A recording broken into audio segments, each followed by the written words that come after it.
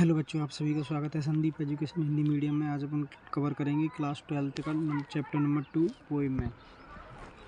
तो अपन आगे बढ़ते हैं लेसन 2 की तरफ। लेसन 2 का नाम है कीपिंग क्वाइट। इनके पोइट का नाम है पल्बो नेरूदा। इनके पोइट का नाम पल्बो नेरूदा। तो अपन आगे बढ़ते हैं क्वेश्चन आंसर की तरफ। ठीक है, इसमें कीपिंग क्वाइट है, शांति की तरफ बढ़ने की बात कर रहा है। तो अपन क्वेश्चन नंबर 1 की तरफ चलते हैं आगे। तो अपना पहला क्वेश्चन है ये वाला। What will count up to 12 and keeping still help is the achieve। Achieve मान होता है प्राप्त करना। अचीव मान होता है प्राप्त करना। प्राप्त प्राप्त प्राप्त प्राप्त करना। ठीक है।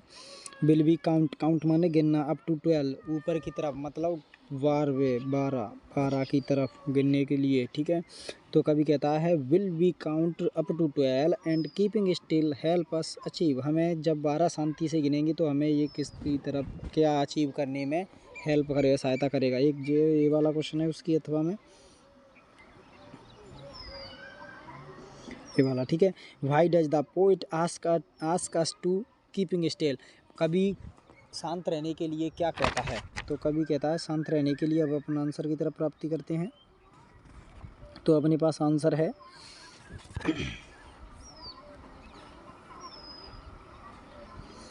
अपने पास counting up to 12 and keeping still help us achieve peace in world. इस संसार में अगर अपन शांति से 12 तक गिनेंगे तो वह हमें शांति प्राप्त करने में मदद करेगा। इस संसार में we will all we talk together arm is the will be key is will and develop understanding each the other is there will be no violence. हमें जब शांति से करेंगे तो इस संसार में कोई भी वायलेंस नहीं होगी। वायलेंस माने आवाज़। ठीक है। दूसरा अगला क्वेश्चन है अपने पास। अगले क्वेश्चन की बात करेंगे। अगला क्वेश्चन है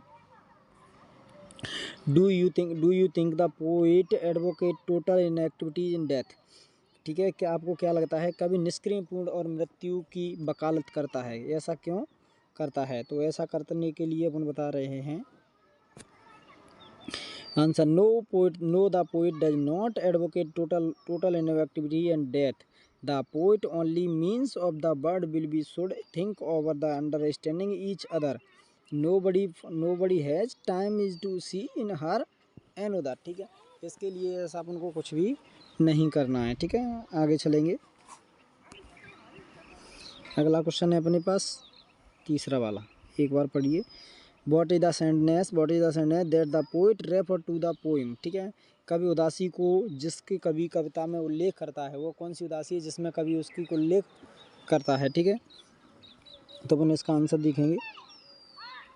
अपने पास आंसर है poet of the hectic lastly of the non stop work strength is the bodies aggression is the depression there is the sadness everywhere. प्रत्येक को हमें ना तो कोई ज़रूरत के अनुसार ना कोई मतलब बिना रुके ही हमें काम करते रहना चाहिए। This is the sadness of never understanding our true selves. और हमें सच्चाई की तरफ बढ़ाने में ही हमें मदद करता है। ठीक है। तो आगे की तरफ अपन बढ़ते हैं अगले क्वेश्चन की तरफ। अगले क्वेश्चन की तरफ बढ़ेंगे तो अगला क्वेश्चन है अपने पास। अगला क्वेश्चन है अपने पास what symbol from nature does the poet invoke to say that there we life the appearance is the stillness। तो the poet is the earth is the symbols to say that there can be life understanding appearance stillness। He said that the earth seems is the dead in the winter season। winter माने तो सर्दी, season माने ऋतु। ठीक है।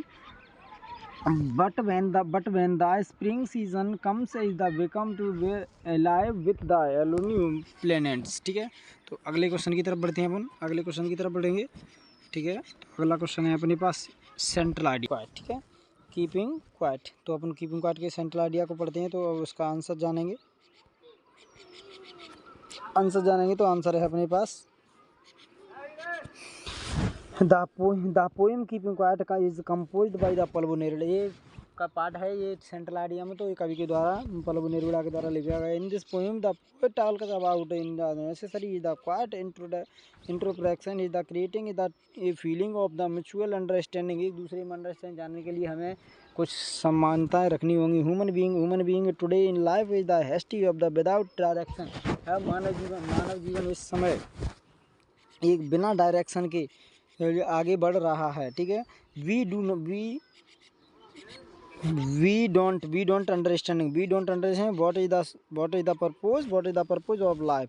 The poet is the want to the sentence is the activities and the resume of the activity in the right direction। और हमें अपने आप में कुछ ना कुछ आगे की तरफ बढ़ने के लिए हमें कुछ ना कुछ डायरेक्शन या कुछ ना कुछ दिशा को अपनाना चाहिए, ठीक है। अब आगे की तरफ बढ़ते हैं, तो आगे इसकी ये एब्स्ट्रैक्ट वगैरह हैं जो इनको आप पढ़ सकते हैं, ठीक है। इनके जो क्वेश्चन वगैरह दिए हैं, आंसर वगैरह जो नीचे लिखे हुए हैं, ठीक है। तो आगे बढ़ते हैं अपन आगे की तरफ। ये वाली पोएम है, इसके लिए ये क्वेश्चन रखे गए हैं नीचे। ये दूसरी वाली पोएम है, ठीक है। तो आगे चलते हैं इसमें से।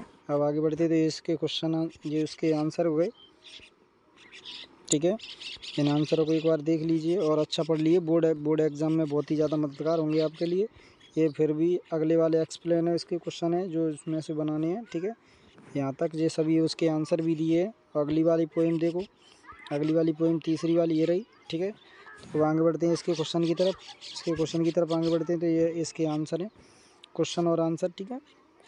रियलिटी की तरफ अब यहाँ से यहाँ तक एक ये वाली भी है, इसे आप पढ़ सकते हैं एक बार, तो अच्छा होगा आपके लिए बोर्ड एग्ज़ाम में, ठीक है।